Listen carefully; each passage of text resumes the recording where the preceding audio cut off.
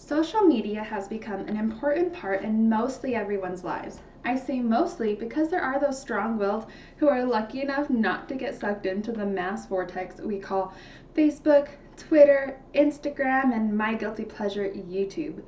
And this sparked up the question for me, why do people use social media in the first place? This is why I'm examining this article, Uses and Gratifications Approach, Social Media and Personal Branding, a study on social media users in Turkey by Boztepe. It is a full-text scholarly article that aims to test an existing theory, specifically uses and gratifications theory. It then discusses the main issues or research questions of one, what reasons or what needs do social media users in Turkey aim to satisfy, and two, do they use it for the purpose of personal branding? In this article, it argues that personal branding is a gratification gained by social media users, and they do this by creating content that establishes and enforces who they want to be perceived as by their friends and peers. To test her research research questions, she conducted a quantitative research method in the form of an email questionnaire dispersed by the snowball effect. She analyzed different platforms of social media, but the main focus was on the uses and gratifications. She discovered that social media users in Turkey aim to satisfy the needs of social interaction, information seeking, entertainment, relaxation, and information sharing.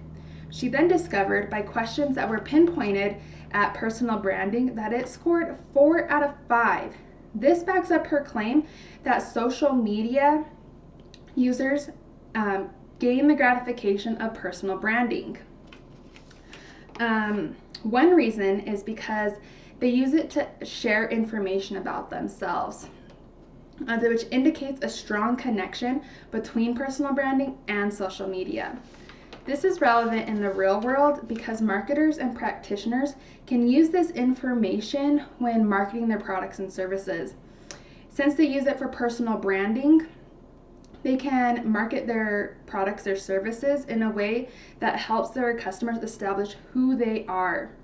One weakness is the broad concept of social networking. This is because they may not be using it for personal branding, but rather it's so closely tied to the term of social networking. For my paper I want to discuss the social media and how it establishes self-made celebrities. I would score this 4 out of 5 on usefulness. This is because it reinforces the argument that people use it to personal brand themselves, or in other words, become well-known or celebrity figure. In conclusion, this article verifies that people use social media to satisfy various needs, including personal branding. They do this by sharing information about themselves and creating a presence in the online world. This sparks up a couple more questions for me. One, how has social media created this culture that encourages people to personal brand themselves? And why do people feel the need to create this brand as if their life is great and rich? And then lastly, is it hurtful? Thank you.